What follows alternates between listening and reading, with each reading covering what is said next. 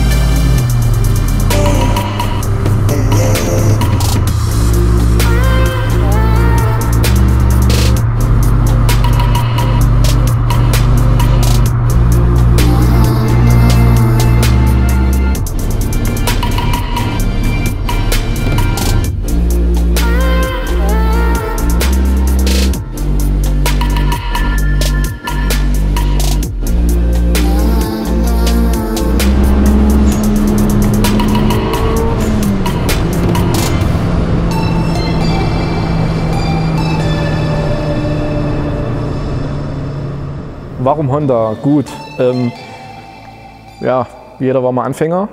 Mein erstes Auto sollte eigentlich ein Opel werden, aber ich bin durch glückliche Umstände dann zu Honda gekommen. Mein erstes Auto war ein Honda Civic EG3, brachiale 75 PS, 1,3 Vergaser. Und ja, mit der Zeit hat man halt angefangen, das Auto zu modifizieren oder wollte es modifizieren. Allerdings kam dann halt das Naturchrom durch und hat dann quasi einen Strich durch die Rechnung gemacht, quasi, also zu viel Rost halt einfach. Ne? Ja, und so entstand dann halt ein neues Projekt, was man damals als Lehrling angefangen hat, mit stolzen 300 € Lehrlingsgeld monatlich, ein Projekt aus dem Boden zu stemmen. Diverse Umbauten gemacht, bis letztendlich auch diesen begehrten B-Motor reingebaut. Das Auto hat mich ein paar Jahre begleitet, Höhen und Tiefen. War ein ganz normaler Sauger, 1,6 Liter, 160 PS. Ja, und eines Tages war halt ein Daily-Fahrzeug und eines Tages auf Arbeit gefahren und ja, ein bisschen eilig früh gehabt. Kurve, Heck brach aus, weil innen war komplett leergeräumt, das Fahrzeug ebenfalls. Das Heck ist rumgekommen, versucht gegenzulenken. Habe mich dann mit dem Fahrzeug 2,5 Mal überschlagen. Bin immer auf dem Dach liegen geblieben. Man muss dazu sagen, es war so in der Kurve, also Autobahnzubringer, so Tempo 100. Ist schon dann heftig, was da passiert mit einem. Zum Glück wie immer angeschnallt gewesen. Bin sehr gut rausgekommen aus dem Fahrzeug. Karosserie war so weitestgehend platt. A-Säule vorne, Frontscheibe war unterhalb vom Lenkrad. Also es war schon krass damals, die Geschichte. Und ja, ist halt das Hobby, ne, was einen da auch wieder auf die Beine bringt. Und ich habe gleich zum Abschlepper gesagt, ich war noch nicht mal im Krankenhaus, ich habe gleich zum Polizei gesagt und zum Abschleppdienst, das Auto kommt zu uns in die Halle. Habe dazu mal einen guten Freund angerufen, habe gesagt, hier, komm bitte her, hat der Urlaub, komm bitte her, kümmere dich darum, dass das Auto zu uns kommt, da weiß ich, wo es steht. Ja, lag ein paar Tage im Krankenhaus, zum Glück nichts Wildes gehabt, ein paar Handgelenk genäht und solche Geschichten, kleinere Sachen. Ja, und als das Auto dann bei uns in der Halle stand, wie gesagt, wir haben es auf Böcke gestellt, es war nicht mal fahrbar, es war alles ringsrum krumm und klar. Und ich habe gesagt, wenn der Motor noch läuft, fange ich mit einem neuen Projekt an. Das war so die Geburtsstunde von meinem Honda Civic. Das Besondere ist halt, das Auto stand schon lange, lange vor mir in der Halle als solide Grundbasis, sage ich mal. Ein Käfig war drin eingeschweißt. Und das Besondere ist halt ein originaler EG6. Ist halt nicht so alltagsmäßig, ist schon was Besonderes. Und ja, dann haben wir angefangen, sogar noch mit verbundener Hand, habe ich angefangen, das Auto zu zerlegen. Mein ehemaliges Projekt, Motorhaube, alles weggegließt und Kotflügel und Stoßstangen, alles beiseite und reingesetzt, Zündschlüssel zweimal natteln lassen und das Auto sprang an. Und habe ich gesagt, topfit, so machen wir es. Es wird auf jeden Fall ein neues Projekt geben, ich mache weiter. Einmal Schrauber, immer Schrauber. Ja, und dann ging es halt los mit dem Civic, jetzt mit dem EG6.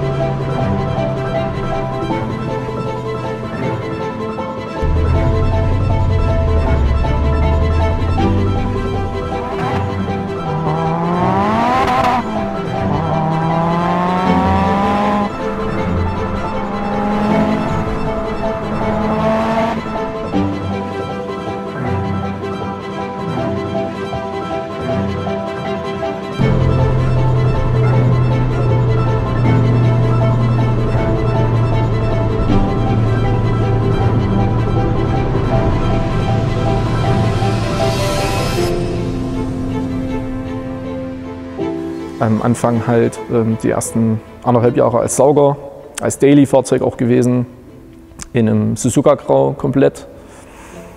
Ja, dann ging es halt los bei einigen Leuten, die haben schon damals zeitig angefangen mit V6 Turboumbauten bei uns in der Region. Und ja, das war halt sehr interessant, ne? Masse Leistung, es rockt halt einfach, das drückt auch schön. Hat man sich halt ein bisschen verliebt da in der Technik und hat halt gesagt, ja, warum wir nicht selber ranwagen. Und so hat man sich dann halt für Jahr da mehr reingesteigert. Am Anfang mit einem Low-Budget-Projekt, wirklich mit einem Audi S200 Turbolader, mit einem K24 Turbolader angefangen, mit einem gebrauchten, mit einem normalen Gusskrümmer, mit einer relativ kleinen Ansaugung und selbstgebauten Downpipe, also wirklich Low-Budget. Ansonsten haben wir noch einen Käfig drin im Fahrzeug, einfach für die Sicherheit, eine sicherheitsrelevante Geschichte und zum Versteifen natürlich. Hinten auf die Dome geschweißt, vorne an die Spritzwand geschweißt, mehrere Male am Unterboden verschweißt und befestigt. Hinten haben wir jetzt noch ein Kreuz mit reingemacht in X-Brace, auch wegen der Stabilität, Steifigkeit an der Kurve.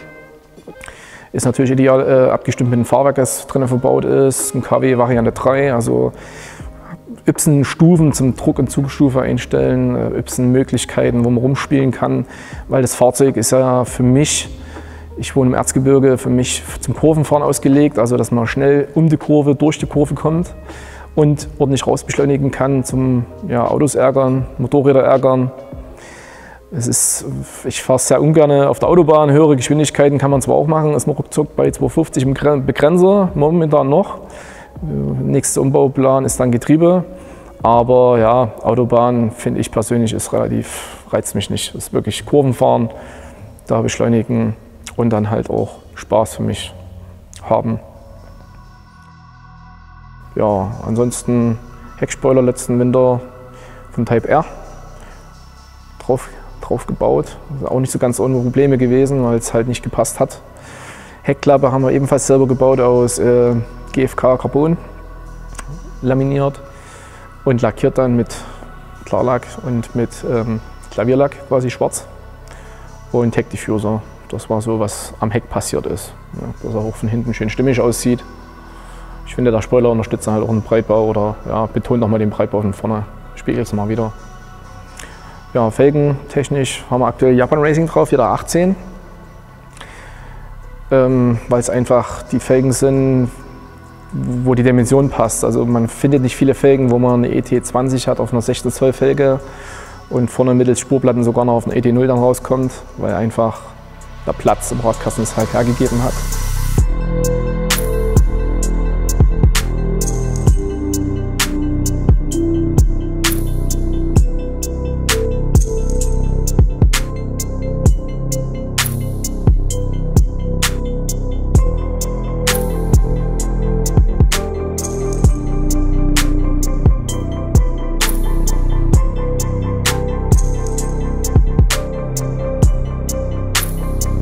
Genau, Innenraum haben wir natürlich wie ein Motorraum dasselbe Konzept durchgezogen. Wir haben natürlich auch im Innenraum waren wir die ganzen Löcher hinten drin von der Rücksitzbank, die mal ehemals da war, alles zu viel und auch die Seitenverkleidung war alles zu viel.